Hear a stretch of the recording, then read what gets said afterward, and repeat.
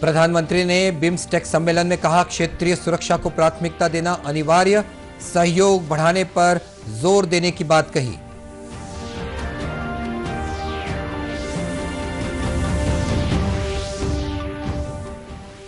प्रधानमंत्री के परीक्षा पे चर्चा कार्यक्रम में बिलासपुर के 2 विद्यार्थी होंगे शामिल।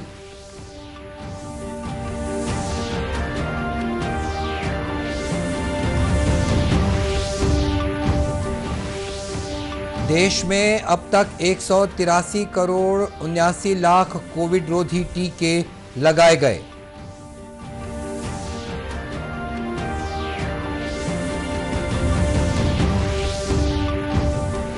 और भिलाई इस्पात संयंत्र में आजादी का अमृत महोत्सव के तहत शिल्पकला पर राष्ट्रीय कार्यशाला का हो रहा है आयोजन।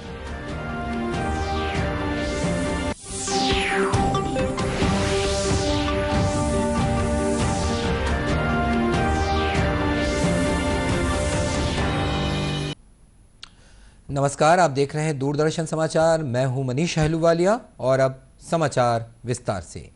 प्रधानमंत्री नरेंद्र मोदी ने बंगाल की खाड़ी को संपर्क, समृद्धि और सुरक्षा का सेतु बनाने का आह्वान किया है। उन्होंने कहा कि क्षेत्रीय सहयोग विश्व के मौजूदा परिदृश्य में सबसे बड़ी प्राथमिकता बन गया है। आज बिम्स्टेक शिखर सम्मेलन को वर्चुअली संबोधित करते हुए प्रधानमंत्री ने कहा कि यूरोप के हाल के घटनाक्रम ने अंतर्राष्ट्रीय व्यवस्था की स्थिरता पर कई सवाल उठाए हैं। उन्होंने कहा कि बिम्स्टेक क्षेत्रीय सहयोग को और अधिक सक्रिय करना अब महत्वपूर्ण हो गया है।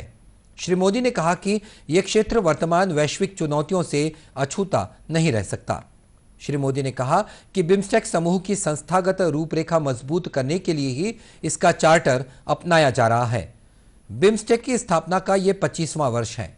उन्होंने कहा कि इस महत्वपूर्ण शिखर सम्मेलन के परिणाम बिम्स्टेक के इतिहास में स्वर्णिम अध्याय में लिखे जाएंगे। इतिहास में एक स्वर्णिम अध्याय लिखेंगे। एक्सेलेंसी, पिछले 2 सालों के चुनौतीपूर्ण माहौल में राष्ट्रपति राजपक्ष ने बिम्स्टेक को कुशल नेतृत्व दिया है। सबसे पहले मैं उनका अभिनंदन करता हूं। आज के चुनौतीपूर्ण वैश्विक परिप्रेक्ष्य में से हमारा क्षेत्र भी अछूता नहीं रहा है। हमारी अर्थव्यवस्थाएं, हमारे लोग अभी भी कोविड-19 पैंडेमिक के दुष्प्रभावों को झेल रहे हैं। पिछले कुछ सप्ताहों के यूरोप के डेवलपमेंट्स ने अंतर्राष्ट्रीय व्यवस्था के स्थायित्व पर प्रश्न चिन्ह खड़ा हो गया है।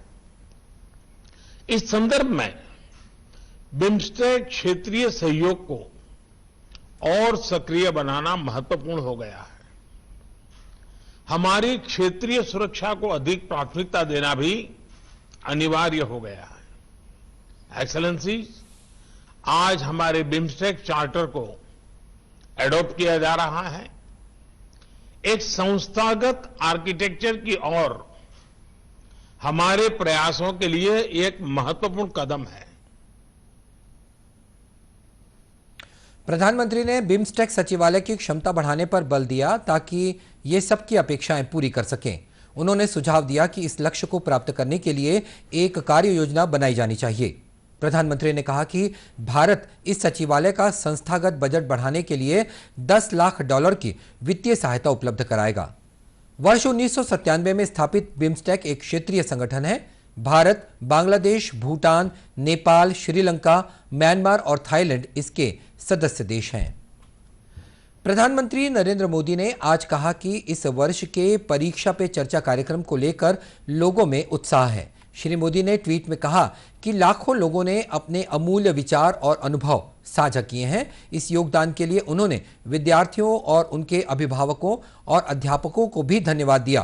प्रधानमंत्री ने कहा कि वे 1 अप्रैल को कार्यक्रम में भाग लेने के लिए उत्सुक हैं। प्रदेश के Bilaspur railway higher secondary school के 2 छात्रों को परीक्षा पर चर्चा कार्यक्रम में प्रधानमंत्री से चर्चा के लिए चुना गया है।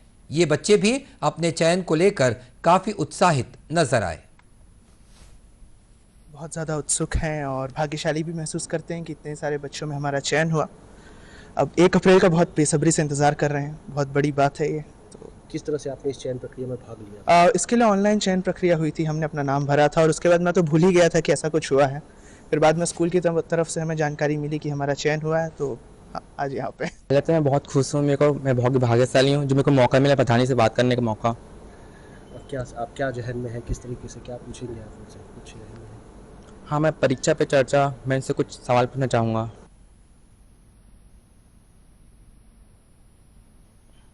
इस बारे में रेलवे हायर सेकेंडरी स्कूल के प्राचार्य के मिश्रा ने बताया कि आगामी 1 अप्रैल को आयोजित होने वाले परीक्षा पर चर्चा कार्यक्रम के लिए सीबीएसई द्वारा प्रतियोगिता का आयोजन किया गया था, जिसमें अलग अलग कैटेगरी में निबंध लिखने के लिए कहा गया था और इसी के आधार पर स्कूल के श्रीधर शर्मा और मनीष का चयन किया गया है। बच्चे, टीचर्स, पेरेंट बहुत लोग अपना रजिस्ट्रेशन कर रहे थे। उसमें कई टॉपिक थे, उस टॉपिक पर 500 वर्ड में, 700 वर्ड में, 1000 वर्ड में कुछ ऐसे लिखना था। उसी के आधार पर वो लोग वहां से चयन किए हैं। टॉपिक बहुत डिफरेंट टॉपिक थे। कुछ परीक्षा से रिलेटेड थे, कुछ न्यू एजुकेशन पॉलिसी से रिलेटेड थे, कुछ फ्यूचर प्लान से रिलेटेड थे, कुछ कैरियर से रिलेटेड, कई टॉपिक थे। उसमें किसी एक टॉपिक पर ऐसे लिखना था। आपको बता दें कि आगामी 1 अप्रैल को प्रधानमंत्री मोदी परीक्षा पर चर्चा कार्यक्रम के दौरान छात्रों के सभी सवालों के जवाब देने वाले हैं। नई दिल्ली के तालकटोरा स्टेडियम में आयोजित होने वाले इस कार्यक्रम में देश भर से बच्चे वर्चुअल रूप से भी जुड़ेंगे। वन मंत्री मोहम्मद अकबर ने वनकर्मियों के हड़ताल और जंगल में लगी आग के बाद वनकर्मियों के प्रतिनिधिमंडल के साथ कल एक बैठक की। रायपुर में हुई इस बैठक में वन मंत्री ने वन कर्मियों की मांगों को जायज ठहराया है और अधिकांश मांगों को पूरा करने का आश्वासन दिया है, लेकिन वन कर्मियों का कहना है कि जब तक लिखित में आदेश नहीं मिल जाता तब तक वे अपना आंदोलन जारी रखेंगे। वहीं वन मंत्री ने कहा कि वन कर्मियों की ज्यादातर मांगे मान ली गई हैं, लेकिन कुछ मुद्दों पर कैबिनेट की सहमति को मंजूरी जरूरी है। बैठक हुई है और उनके सभी मांगों को समझने के बाद कुछ एक मांग तो ऐसे हैं कि वो परिक्रात्मक मतलब प्रक्रिया में त्रुटि के कारण रुका हुआ है, तो अधिकांश मांगे मानने लायक है और जिसके बारे में सहमति बनी है। उन लोगों से ये अनुरोध भी किया गया है कि आप अपने स्ट्राइक को अब समाप्त कर लें और जो भी निर्णय हुआ है उसका क्रियान्वयन जल्दी से जल्दी हो जाए। कुछ एक मामले ऐसे हैं जो मंत्रिमंडल तक जाएगा, कैबिनेट में। गौरतलब है कि प्रदेश के वनकर्मी पिछले 9 दिनों से हड़ताल पर हैं और इस दौरान राज्य के जंगलों से आग लगने की कई घटनाएं सामने आ चुकी हैं। इसमें सर्वाधिक बस्तर और सरगुजा संभाग के जंगलों में आग लगने की सूचनाएं मिली हैं। भारतीय खाद्य निगम देश भर में गुणवत्तापूर्ण खाद्यान्न की आपूर्ति को सुनिश्चित करने के लिए उन्नत लैब बना रहा है। भारतीय खाद्य निगम छत्तीसगढ़ के महाप्रबंधक राजेश कुमार ने बताया कि आज राजिम डिपो में पत्रकारों से बातचीत करते हुए उन्होंने इस बात की जानकारी देते हुए बताया कि देश भर में बनने वाले उन्नत लैब में से एक लैब छत्तीसगढ़ में भी बनाया जा रहा है। इसके बाद यहां भी गुणवत्ता और मानक की दृष्टि से हम काफी बेहतर कार्य कर पाएंगे। संबंधित है वो प्रधानमंत्री जी ने जो घोषणा की थी कि हमारे यहाँ पे कोई भी बगैर पोषण के ना रह जाए, उसी गुणवत्ता को बढ़ाने के लिए फोर्टिफाइड राइस का आरंभ किया गया, जिसमें आयरन, फोलिक एसिड और विटामिन B12 मिक्स किया जाता है। उससे फोर्टिफाइड राइस बनता है। उसकी 1% मात्रा नॉर्मल राइस में मिलाई जाती है, जिससे हमारा पोषण पूरा हो सके और उसमें पोषित राइस हम बांट सके।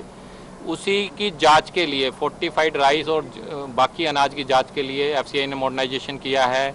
एक modern lab advance international level की हमने गुड़गांव में अभी बनाई है और आने वाले समय में हर जोन में एक लैब होगी।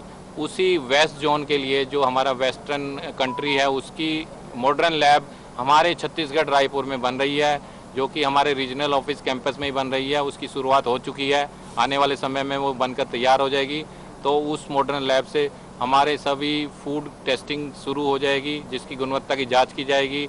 अगर कोई कमी होती है तो हम तुरंत उस पर एक्शन ले सकते हैं और गुणवत्ता बना के रख सकते हैं अनाज की। और इस बारे में ज्यादा जानकारी देते हुए महाप्रबंधक ने बताया कि ये लैब NABL द्वारा मान्यता प्राप्त होंगे। उन्होंने कहा कि निगम गुणवत्ता जांच प्रणाली को और अधिक पारदर्शी बनाने के लिए प्रिंटिंग सुविधा के साथ सटीक डिजिटल नमी मीटर का भी इस्तेमाल कर रहा है। बात कर लेते हैं कोरोना की। राष्ट्रीय कोविड टीकाकरण अभियान के अंतर्गत देश में अब तक 183 करोड़ 79 लाख कोविड रोधी टीके लगाए जा चुके हैं। स्वास्थ्य और परिवार कल्याण मंत्रालय ने बताया कि कल 23 लाख से अधिक वैक्सीन की डोजेस दी गई हैं। मंत्रालय के अनुसार 12 से 14 वर्ष की आयु के बच्चों को 1 करोड़ 49 लाख टीके लगाए गए हैं। मंत्रालय ने बताया कि स्वास्थ्य देखभाल कार्मिकों और अग्रिम पंक्ति के कार्यकर्ताओं सहित लाभार्थियों को टीके की 2 करोड़ 28 लाख से अधिक एहतियाती डोजेस भी दे दी गई हैं। इधर प्रदेश में कल 9043 सैंपल्स की जांच की गई, जिसमें से 27 व्यक्ति कोरोना संक्रमित पाए गए हैं। इसी के साथ प्रदेश में औसत पॉजिटिविटी दर 0.30% पहुंच गई है। 17 जिलों में कोरोना का कोई भी नया मामला सामने नहीं आया है। युवाओं को आज़ादी के नायकों और उससे जुड़ी यादों को संजोने के लिए देश में आज़ादी का अमृत महोत्सव मनाया जा रहा है। महोत्सव के दौरान देश भर में विभिन्न विधाओं में कई कार्यक्रम आयोजित किए जा रहे हैं। भिलाई इस्पात संयंत्र भी आज़ादी का अमृत महोत्सव के तहत शिल्पकला पर राष्ट्रीय कार्यशाला का आयोजन कर रहा है। बीएसपी के अधिशासी निदेशक के सिंह ने कहा कि ललित कला अकादमी द्वारा राष्ट्रीय स्तर की शिल्पकला भिलाई में पहली बार लगाई जा रही है। 8 दिवसीय इस शिल्पकला में देश भर से 20 कलाकार आजादी के महानायकों की प्रतिमा गढ़ रहे हैं। देश इस समय आजादी का अमृत महोत्सव मना रहा है। आजादी के उत्सव में सबकी भागीदारी होनी चाहिए और यहाँ पे ये कार्यशाला ललित कला अकादमी के माध्यम से की जा रही है, जिसमें सारे हमारे शिल्पकारों की भागीदारी दिखाई जा रही है और शिल्पकार यहाँ भारत के कोने कोने से आकर एक साथ रहकर यहाँ पे कुछ ऐसे हमारे स्वतंत्रता से संबंधित जितने लोग हैं, जितनी घटनाएं हैं, उन पे आधारित शिल्पकला का निर्माण कर रहे हैं। इतना ही नहीं, इस कार्यशाला में देश भर से आए शिल्पकार लोगों को शिल्पकला का प्रशिक्षण भी दे रहे हैं। प्रशिक्षण प्राप्त करने वालों का कहना है कि उन्हें कार्यशाला में विभिन्न क्षेत्रों की शिल्पकला एक ही जगह सीखने को मिल रही है। यहाँ पे कई कलाकार आए हैं जो अलग अलग जगह से हैं, तो इनसे सीखने के लिए हमें बहुत सी चीज़ें मिल रही है। हर कलाकार अपनी एक नई कलाकृति निकालता है। किसी की टेक्सचर्स अलग होते हैं, कोई अपना संस्कृति के हिसाब से काम करता है, तो हमें हर कलाकार से नई नई चीज़ें सीखने को मिलती है।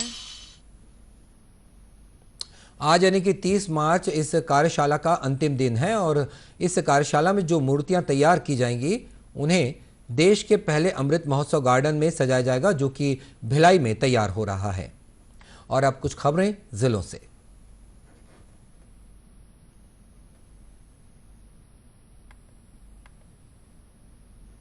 मुख्यमंत्री भूपेश बघेल ने कहा है कि खादी कपड़ा नहीं बल्कि एक विचार है। उन्होंने कहा कि हमारा प्रयास है कि गांव स्वावलंबी और प्रदेश के लोग आत्मनिर्भर बने। मुख्यमंत्री ने ये बात रायपुर के छत्तीसगढ़ हाट बाजार में आयोजित 10 दिवसीय राज्य स्तरीय खादी और ग्रामोद्योग प्रदर्शनी में कही। मुख्यमंत्री ने इस अवसर पर विभिन्न क्षेत्रों में उत्कृष्ट कार्य करने वाले बुनकरों और शिल्पकारों को सम्मानित भी किया। इस मौके पर मुख्यमंत्री ने कहा कि नवा रायपुर में वर्धा के सेवाग्राम की तर्ज पर सेवाग्राम की स्थापना की जा रही है। यहां बुनकरों, शिल्पकारों और कारीगरों को अपने व्यापार को बढ़ाने के लिए प्रशिक्षण दिया जाएगा। खैरागढ़ विधानसभा का उपचुनाव के लिए मतदान दलों को प्रथम चरण का प्रशिक्षण सर्वेश्वर दास नगरपालिका हाई स्कूल में दिया गया। इस दौरान कलेक्टर और जिला निर्वाचन अधिकारी ने प्रशिक्षण केंद्र पहुंचकर मतदान दलों को दिए जा रहे प्रथम चरण के प्रशिक्षण में व्यवस्था संबंधी जानकारी दी। उन्होंने मतदान दलों से कहा कि निर्वाचन कार्य बहुत ही संवेदनशील और जिम्मेदारी से संपन्न कराएं। प्रशिक्षण के दौरान मतदान केंद्रों को ईवीएम मशीन का संचालन, बैलेट यूनिट, कंट्रोल यूनिट और वीवीपैट मशीन से जुड़ी सभी प्रक्रियाओं की जानकारी दी गई।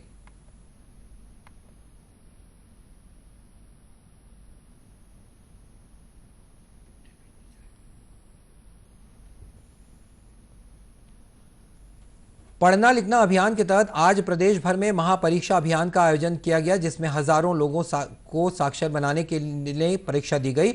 दुर्ग जिले में भी इसके लिए करीब 750 परीक्षा केंद्र बनाए गए थे। लोगों ने साक्षर बनने हेतु इस महापरीक्षा अभियान में हिस्सा लेकर अपनी परीक्षा दी। इस महाअभियान की विशेषता ये रही कि महिलाओं ने परीक्षा में बढ़ चढ़कर हिस्सा लिया। इस परीक्षा में बुजुर्ग महिलाएं भी बड़ी संख्या में शामिल हुई। साक्षरता अभियान के सहायक संचालक दिनेश कुमार टासम भी परीक्षा केंद्रों का जायजा लेने दुर्ग पहुंचे। उन्होंने बताया कि प्रदेश भर में करीब 60,000 लोगों के लिए ये परीक्षा आयोजित की गई थी। और इसी के साथ ये समाचार बुलेटिन समाप्त हुआ। नमस्कार।